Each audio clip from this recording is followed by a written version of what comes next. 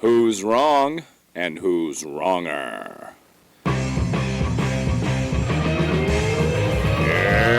this corner, followed by millions, James the Exploding Unicorn Breakwell. And in that corner, ignored by millions, Steve Dash Rinko Leavers. Hey everybody, welcome back to Wrong and Wronger, the podcast where James and I forgot to talk about what we're talking about on this episode, but I am in Mobile Journey 5 studio. I'm Dr. Steve, the Vagabond Traveler Olivas, and he is James, still sitting boring in his living room, Breakwell. And James, man, how are you doing today? I am doing wonderful. You are so far away. I have even more of a buffer than usual, but I am shocked that you think we even need to have something to talk about because you are on the road, and this is going to consume our entire episode. I would say this is going to be about road trips in general, but I'm pretty sure we're going to focus just on this. Are you directing your son on where to go? Yes, we're leaving a truck stop. I've got my cheeseburger roller grill items to eat as it is lunchtime here in Meadowview, Virginia. And got cheeseburger rollers, and I've got some coffee, and we're trying to get on the interstate to roll back to Nashville. What other podcast is so dedicated / unprofessional that they would record in the middle of a road trip to avoid missing a week? I mean, there's nobody else. It's just us. No, and this is all for Judy P. It really is. The other 6 dwarves that we have listening to us. Yes, the proud and sad brotherhood / sisterhood of people who were willing to admit that they had listened to every episode. This is for you guys, but I think it's going to be a good one. So why don't you tell us what you're allegedly doing, and then I'll break down what I think you're actually doing today. So why are you on the road? Well, my son, as I thought you knew, but given our conversation leading up to this recording, I guess you didn't know, he goes to school up in the Northeast. Maybe you knew that, but didn't know exactly where. Yeah, I wasn't aware of the exact GPS coordinates. So we have to get him and his car and all of his stuff back to Nashville, which requires, unless he drives at age 17 the 1,600 miles all by himself, it requires one of us to fly up there and then co-pilot with him and shift off or trade off driving. So Mrs. Steve, back in August, when she was losing her little boy, said, I just want to go up with him. I want to take that time with him. And she did it in August, and then she did it again in November when we brought him back for Christmas. And this time I said, are you going up to get him? And she said, you go. So I don't know if she's sick of him or sick of the drive, but here I am. So we're bringing all of his stuff back. That's the short answer to your question. Gotcha. So what I think you're actually doing is orchestrating your exit from Wrong and Wronger. Because we both know that I wish. Neither of us has the courage to quit this thing for some reason. So I figure that about halfway through this episode, you're going to shout something like, watch out for that truck, and the broadcast is just going to go dark. You'll delete all your social media accounts, and I'll never hear from you again as you go to live on under an assumed name. And quite frankly, I respect the commitment. Like, if you're going to get out, get out. That's the way to do it. Well, and I think you saw on Twitter or Facebook, we just bought 25 acres out in the middle of nowhere in Tennessee. So you might be onto something. I did not. I was thinking it was 20 acres, so it's up to 25 acres. Now this parcel keeps getting bigger and bigger. And actually, I thought for sure that was going to be our entire episode until I found out about this driving thing. It was 20-ish acres, and we got the official plat last time we visited over the weekend, and it's 25.37. 5 is a big ish. That's a huge ish. I've got like less than a quarter acre here on my little city lot, and you've got this, what is that, like a football field worth of land extra just tacked on there? You know, we went and we measured how much road frontage we have because wife wants to put like a split rail fence to make it look like someone lives there. And it's, I think, 537 feet just of road frontage. So almost 2 football fields of road frontage. It's obscenely big. Like, it's hard.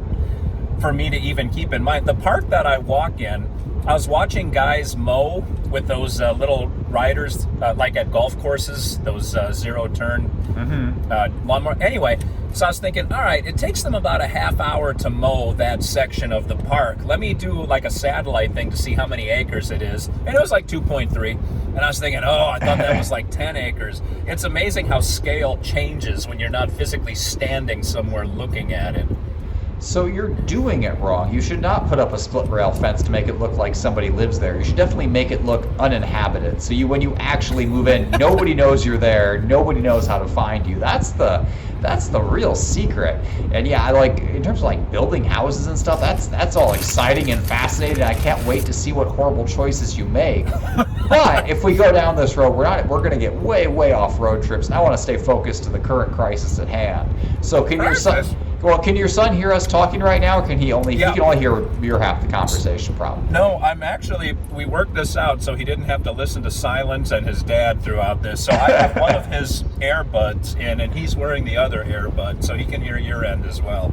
Well, now the pressure's on. Now we know for sure there's one listener to this conversation, which it doubles our guaranteed number of listeners. I mean, I guess we always know Judy P, and we know everybody else goes back and listens eventually. But so maybe it increases by like 10%. Either way, the pressure's on. We have never before had a live audience. This is a first.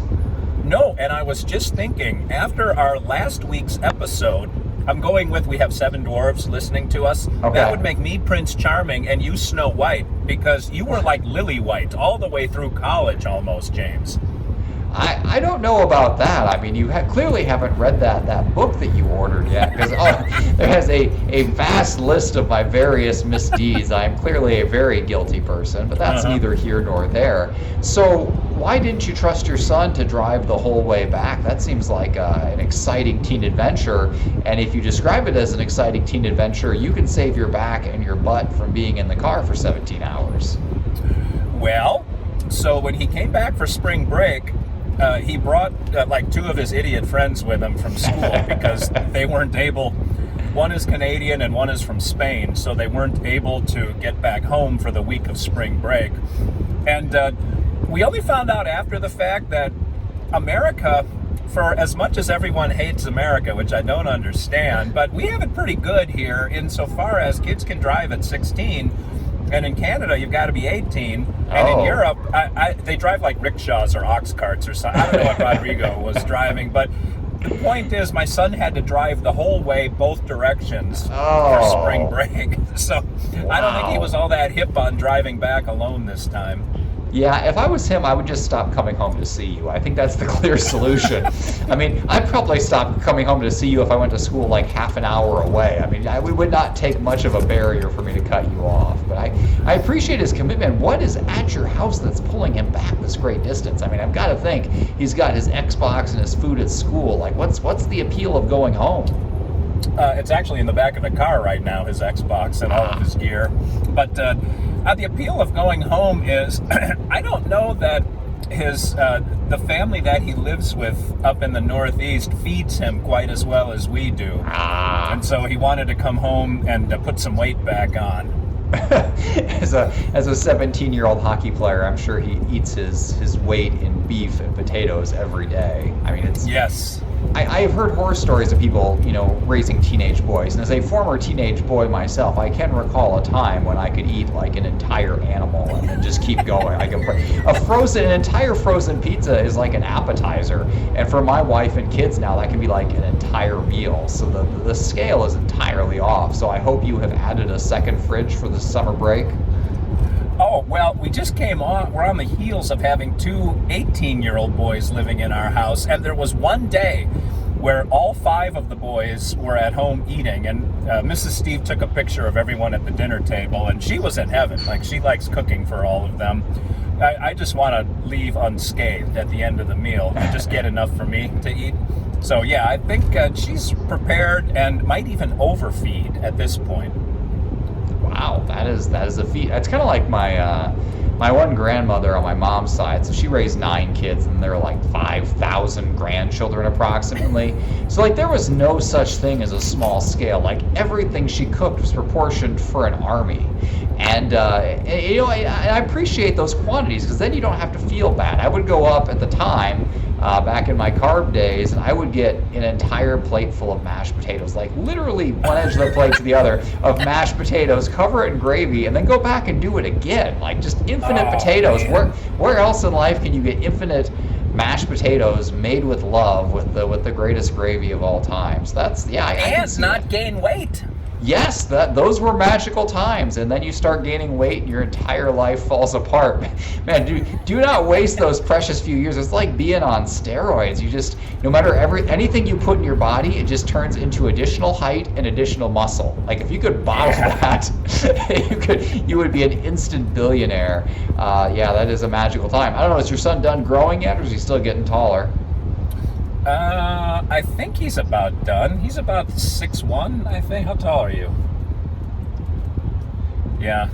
He doesn't want to talk on mic. He was actually irritated. He does the intro to my commute. He does an intro per year, and it's always like pulling teeth to get him to just say his lines that I write for him. But he's a bit shy. He is Like he's a smart man. He knows that the internet is forever, and he does not want the shame of being on a second Steve Olivas podcast. I mean, he could be running for president someday, and it'll come up, well, you said 2 lines on this awful podcast. Get him out of here. Ruin his Immediate entire cancellation. career. Yes. And well deserved. I mean, clearly, we've both effectively canceled ourselves with this. We come on here with no script, no filter, never edit anything, just talk for 25 minutes. The fact that a mob hasn't burned down both of our houses yet is truly shocking. But maybe it's just because it's a lot harder to find me than it is to find you. Well, and nobody really listens. So Well, that that's too. the other upside of being us. Yeah. That is the ultimate safety net. However, there is no statute of limitations. So, God willing, if one of us becomes famous 20 or 30 years from now, because as you pointed out many times, we're certainly not there now, especially me. But if it should ever happen, we will of course leave this massive archive of audio up because we're dumb, and it will come back and retroactively destroy us. We have quite a library back there that if anyone downloads all of it, they'll have stuff to listen to almost ad infinitum. We're almost like YouTube. Like you can't ever get to the end of the rope. And that's kind of where Wrong and Wronger is at. It really is, and when you listen to it, it seems about 5 times longer than it is. I think it's like the car trip that never ends, but that's okay. Wait, I'm on that one. We are just here to fill dead airtime. Actually, my parents, they only listen. They don't listen to Wrong and Wronger. They only love me so much. They listen to 10 Minutes to Save Your Marriage, but they only listen to it on road trips. Oddly enough, that's the one time they turn it on. But we're not beating out much because the alternative is silence. My dad will do 5 or 6 hour car rides in complete silence. No audiobooks, no podcasts, not even music, just silence. What does he think about? What's in his mind? I don't know. I don't have enough on my mind to fill 2 or 3 minutes, let alone 5 or 6 hours. The only thing I can put together is that after being in a house with 7 kids, is that the silence is the greatest sound in the world, and he just wants to savor it. But that's, I couldn't do it. I would go insane. Man.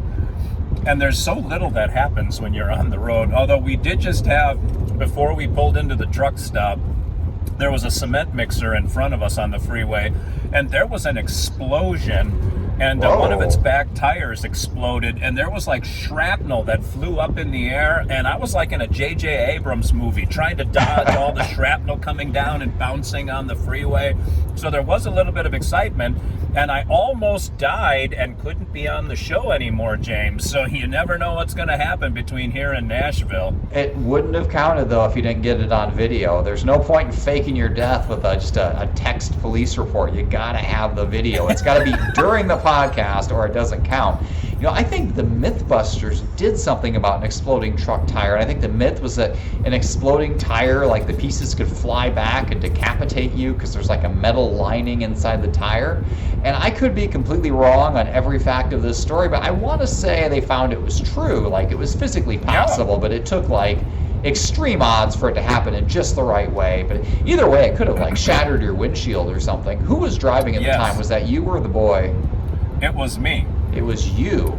So and I'll tell you, most people think that when you get a flat, your tire just like goes down. But when those truck tires go, it is an event. Yeah, I mean, regular car tires definitely don't explode like that. I think I've seen an exploding tire once before. I mean, luckily they've got what, 2 wheels on each side, so when it blows, they can still get to the side. I don't know how long they can run on one wheel, but it is certainly dramatic. Did the semi fishtail all over the place, or did it just calmly slow to a stop? No, it was not a semi, which is good. It was a cement mixer. Oh, that's right. So okay. Those trucks are pretty compact. And you could probably hear that thing go for maybe a half mile. Like, it was a loud explosion. So the driver knew immediately and just sort of pulled over. But he didn't have to worry about all the shrapnel coming back. And there were a couple of good-sized pieces that I was the most concerned with. So I'm glad Mythbusters said, yeah, those things weigh a lot too. Like a truck tire, if you ever watch a NASCAR race, the tires on their stock cars, not really stock, but they weigh 80 pounds each. Now just scale that up to what a truck tire weighs. There's a lot of mass coming at you. You're doing 75 and it's coming backwards with the speed of an explosion. You know, those tires, when they're on a cement mixer, might actually have more weight on them than a standard semi anyway. Because you figure a semi, half the time it's empty or half empty. Right. And even when they're doing it, it's not like you're hauling pure rock. And that's really what a cement mixer is. I know there's a spot in Iowa where a cement mixer crashed or broke down, and the part that churns the cement fell off. And it went in a ditch, and it hardened. So it's just like a gigantic boulder in there. I mean, it just weighs tons and tons. And they never even bothered to move it. They just left it there. And so finally somebody came along and painted it up like a Gemini space capsule to make it like a tourist attraction. But they just never moved the thing. It was that heavy. So yeah, I've got to think if there's one thing you don't want to go out of control when it's right in front of you, it's a cement mixer. Boy, I can't imagine if they would have been able to just winch that thing out of there, that they couldn't have gotten the cement out of the drum anyway. Like, that sort of becomes one solid object. Oh yeah, there'd be no saving the drum. You would just simply relocate the trash from there to a landfill or a junkyard or something like that. Yeah, at that point, done is done, definitely. I've got to think, though, that your drive is more interesting than my usual ones. We were talking just briefly before the episode. I talked about how I'm used to distances where, 6 or 8 hours, you can get to pretty much anywhere in the Midwest, especially when you start out in the middle of it like I do. But almost everything looks exactly the same, unless you go real far. If you go up into Michigan, it starts to look a little bit different. If you get up into northern Wisconsin, it looks a little bit different. But everything else is just soybean and cornfields. But you over there, you're seeing a whole topography that I have never witnessed. What's it like over there? Well, going through upstate New York was relatively boring, but once we got into PA, we went through Scranton and Wilkes-Barre and all through the mountains of Pennsylvania, and then we went all the way down, and we're about to enter Tennessee in a little bit here in 5 miles. We went all the way down the spine of Virginia through what I think are the Blue Ridge Mountains and then into the eastern part of the Smoky Mountains. And it's not only scenic, but it makes it to where you have to actually concentrate even with the cruise control on because the roads are windy, both left, right, and up, down, and there's semis everywhere. Like, this is the main truck route, I think, the main artery for trucking. And the trucks are going at various speeds depending on how much load they have and how well they can make it up the mountains. So you got to pay attention. It's like a Frogger game.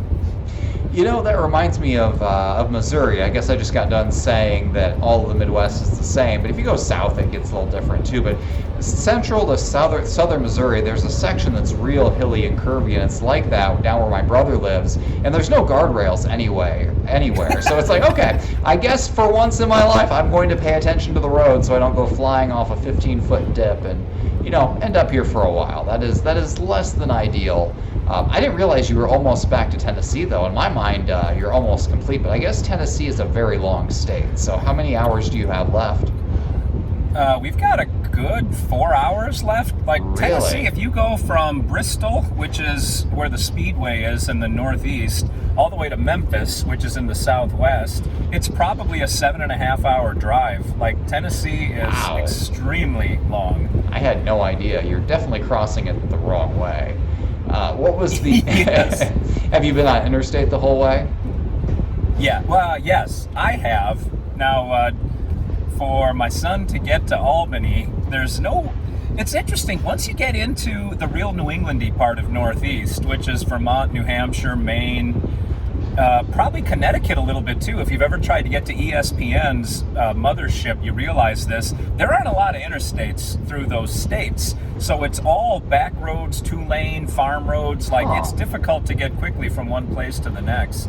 So I take it there's no airport nearby his school in Vermont.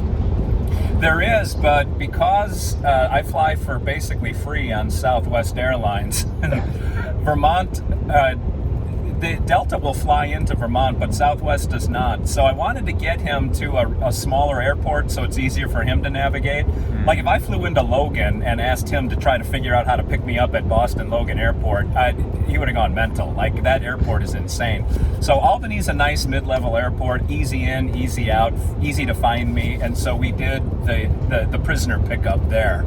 How did your wife then, when she drove him up to school, how did she get to Albany then to fly Well, back? she didn't. So we brought him up to, I say we, I sat around my underpants, watched television, but she took him up in August, which was still during the big time of the vid. So because she wasn't sure, and Vermont was one of the more conservative, and I use that term loosely with air quotes. I think you know how I feel about all this, but one of the more conservative states with regard to quarantine. So I wasn't sure if she would be able to even stay in a hotel without being like government forced to like quarantine. So she rented a camper and drove him up and towed his car behind. Wow. That's how she got up there and back. So she drove back alone the whole way in a camper. In a rented camper, no less. Yeah. Those things charge by the mile when you rent like that. Like you probably could have bought a second 25-acre plot for that price. I don't think they rent by the mile. I was thinking there's like an overage charge if you go a certain distance, and you went about as far as you could go. You went to the very edge of America. I guess maybe I'm mistaken. Not far from Canada. Like it's a stone's throw to Montreal from where my son's school is. I've pondered that. Actually, one time I actually looked up renting RVs. Though that could be a fun vacation thing. You know, get the kids away from people where they can cause a scene, have our humiliation in private, all of that. But ultimately, what slowed me down is I'm terrified of driving something that big. And if you do drive something, you really do have to tow a vehicle because once you get it all hooked up to the electricity and stuff, it's like, all right, let's go into town to eat. It's like you don't want to pick up your whole house and move. You just got it all set up. So you got to have a vehicle. And like, I don't think I'm capable of driving something that big, towing something else that big. So where did your wife develop those skills, or did she just do it? Well, you know her from Twitter. Like she just does it. We have this property and we're talking about getting a pool, and I'm like, I don't know if we can afford a pool, and she's like, no, you can rent one of those diggers for $600 a week. And I said, I don't think you can swim in a digger. And she said, no, we'll dig our own pool. And I'm like, I don't know that we needs to start that sentence, but okay. Oh man, yeah. I watched somebody actually build a pool in one of those random Facebook videos that pop up, and they did the whole thing. Really? And people are like, and people are like, well, that's pretty impressive, except they didn't put any plumbing in it. And I was like, oh, okay. Yeah, there was no drain, there was no anything. It was just a giant concrete pit in their yard. It's like, okay, I could see how that's going to cause some problems down the road. But presumably Mrs. Steve would do it better than that, or hire plumbers for the necessary part, or maybe just dig the hole and have somebody else do the concrete. There's a whole spectrum of ways where you can do all or part of it and not end up with a concrete death pit. But maybe a concrete death pit is her goal. I mean, if it is just you and her, I mean, I can see a very easy way for her to make it just her. Well, and that's how Jimmy Hoffa left this earth, so I can see that happening. Yeah. Well, we're going to put up like a little metal building to live in while we're building a house, and she's like, well, we can build the building. And I said, what are you talking about? She said, those metal buildings, they just you just put them together. It's a kit, and I'm like, maybe, but how do you put a roof on if it's just two of us and you're a girl and we have a ladder? Like, I don't think that's going to work. But she is determined to DIY everything that we possibly can, which I both respect and fear about her. Man, there is so much I want to unpack there, but that is going to be like a 3-part episode arc as we dive into your insane plans for this property. There's so much I want to know and understand and mock. But for right now, we probably need to get out of here so you can continue this drive. It looks like you failed to die during the broadcast, so that's on you. No, I dropped the ball. I apologize for that. My son's a much better driver than me. But we will drive on to next week, and hopefully you can meet us at our next Wednesday destination. But thank goodness for joining us along on the journey today. And until we meet again, this is Steve Olivas, Dr. Steve, for James the Static and Exploding Unicorn, saying thanks for exploding like a concrete mixer truck tire, by the way. Saying thanks for watching, thanks for listening, and remember, as always, 2 wrongs can make a right.